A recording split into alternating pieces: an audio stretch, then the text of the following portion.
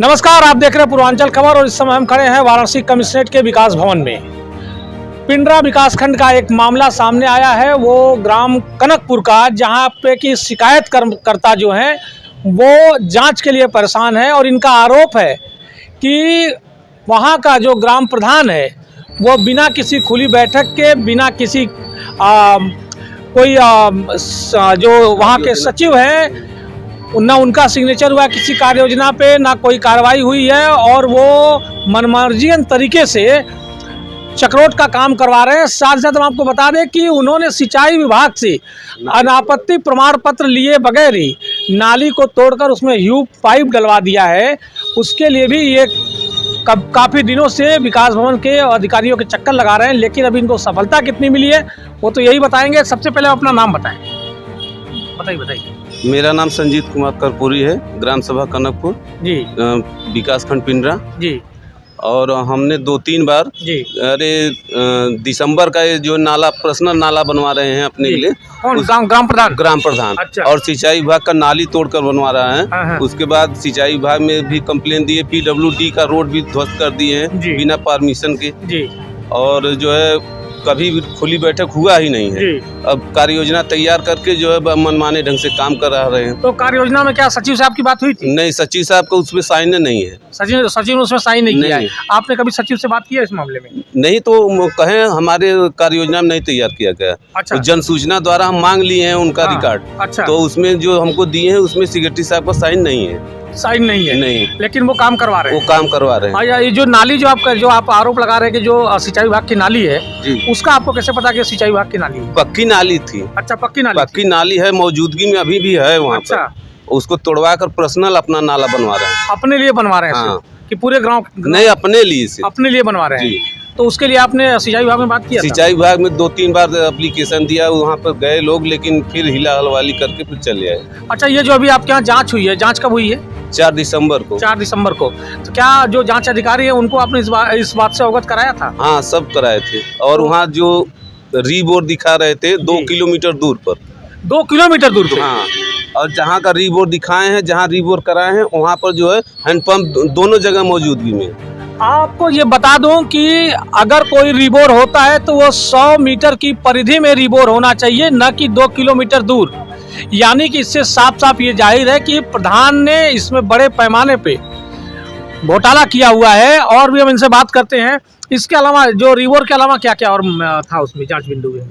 उसमें जो है सामुदायिक शौचालय जो है जी, केयर टेकर वाला, वहाँ न कभी कोई केयर टेकर, खाली वेतन निकलता है, कोई जाता नहीं वहाँ। केयर टेकर वहाँ कोई नहीं? नहीं, कोई नहीं है। तो इसके बारे में आपने जो विकास खंड है वहाँ के अधिकारियों से बात किया? हाँ, बात की। सेक्रेटरी साहब को 2-3 बार, फिर की DPRO साहब को व्हाट्सएप की है। तो क्या कहा, इनका क्या जवाब मिला आपको? कुछ नहीं, चलिए हम दिखवाते हैं। अच्छा, दिखवाते हैं? हाँ, दिखवाते हैं, बस वही हो रहा है। तो अभी तक दिखवाया कि नहीं उन्होंने? अभी कुछ नहीं। अब अमृत सरोवर का जो है सीढ़ी उड़ी जो है वो भी अगले साल का 22 का लगा है, दिसंबर का जी। अभी तक कुछ नहीं हुआ। कुछ नहीं हुआ है? वैसे ही है? वैसे ही है। मतलब गांव में धांधली बड़े पैमाने पे? हाँ, बड़े पैमाने पे सर। तो आपने देखा कि जो शिकायत करता है वो किस तरीके से आरोप लगा रहे हैं कि ग्राम प्रधान मनमाने तरीके से अपना कार्य कर रहे हैं और इनको अधिकारियों का कोई खौफ नहीं है या सचिव का कोई खौफ नहीं है। ये मनमाने तरीके से अपना काम कर रहे हैं। जैसा कि इन्होंने आरोप लगाया है कि जो रिबोर है उसमें भी बड़े पैमाने पे घोटाला हो रहा है, क्योंकि रिबोर अगर होता है तो वो 100 मीटर की परिधि में होना चाहिए, न कि 2 किलोमीटर दूर होना चाहिए। सबसे बड़ी बात तो ये है। दूसरा, इन्होंने जो कहा कि जो वहाँ का सार्वजनिक शौचालय है उस पर जो केयर टेकर का मानदेय है वो हर महीने निकाला जा रहा है, लेकिन वहाँ पे कोई केयर टेकर है ही नहीं, जिसकी शिकायत इन्होंने सचिव से भी किया और मुख्य विकास अधिकारी के पास भी इन्होंने उसके लिए ज्ञापन दिया था। और जो DPRO हैं उनको भी इन्होंने व्हाट्सएप के जरिए इससे अवगत कराया था, लेकिन अभी तक कोई कार्रवाई नहीं हुई है। उनका सिर्फ यही जवाब होता है, चलिए दिखवाते हैं। अभी तक तो उन्होंने दिखवाया नहीं, अब आगे क्या करेंगे जी बताएं। प्रधान जो अपने औरत के अपने नाम से खुद शौचालय बनवाया है और पति पत्नी जो उनके चाहते हैं उन लोगों का शौचालय पर्सनल पति पत्नी का दोनों लोग का बनवाया। दोनों लोगों को? मतलब अलग अलग शौचालय में जाएंगे? हाँ। देखिए, एक और खुद अपना बनवाए हैं। प्रधान अपना खुद बनवाया है? अपने नाम से बनवाया, अपने पत्नी के नाम से बनवाया। अच्छा। अभी तक रिकवरी नहीं हुआ? रिकवरी नहीं हुआ? नहीं। तो देखिए, जो केंद्र सरकार की या राज्य सरकार की जो योजनाएं आती हैं, जो प्रधानमंत्री नरेंद्र मोदी का एक सपना है स्वच्छता को लेकर के, उसमें भी प्रधान अपना जो है फायदा देख रहे हैं, उसमें भी घोटाले हो रहे हैं। ज़्यादातर गांव में शौचालय का घोटाला तो सबसे अधिक पैमाने पे हो रहा है, जिसकी कोई सीमा ही नहीं है। और यहाँ पे इन्होंने अपने ग्राम प्रधान के ऊपर आरोप लगाया कि उन्होंने अपना और अपनी पत्नी का अलग अलग शौचालय बनवाया है।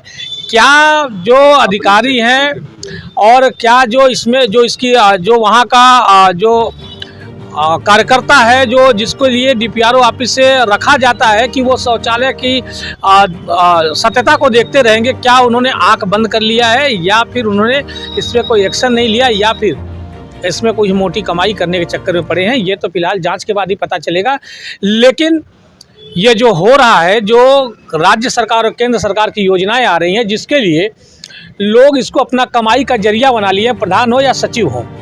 अब देखना यह है कि अधिकारी इसमें कितना संज्ञान लेते हैं और इस पे कार्रवाई होती है कि नहीं होती है। आवास जो आया है, जो अपने चहेते के जिस आवास के नाम पर चार छह मकान रूम तैयार कर लिया है और जो पात्र हैं उनको दिया ही नहीं गया है। अच्छा, आवास में भी घोटाला हुआ है। इसकी शिकायत 20,000 रुपए लिए हैं। 20,000 रुपए। इसका कोई साक्ष्य है आपके पास? एक है भट्ट है, वो बीडीओ साहब के सामने बात की थी। अच्छा, तो उसमें क्या बीडीओ साहब ने क्या संज्ञान लिया? चलिए इसको वापस करिए, पैसा करिए चौपाल में। तो पैसा वापस हो गया? नहीं, उसको दिए ही नहीं। दिया ही नहीं।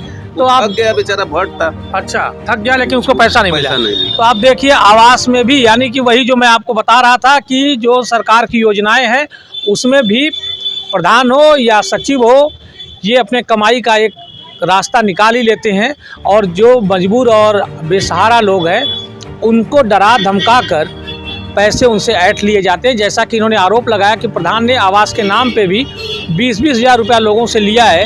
तो कहीं ना कहीं ये जांच का विषय है। अब देखना ये है कि इसमें अधिकारी कितना संज्ञान लेते हैं और इस पर क्या कार्रवाई करते हैं। फिलहाल हमारी नज़र इस खबर पर बनी रहेगी और आपको हम इसका अपडेट दिखाते रहेंगे। और भी खबरों के लिए देखते रहे पूर्वांचल खबर। नमस्कार।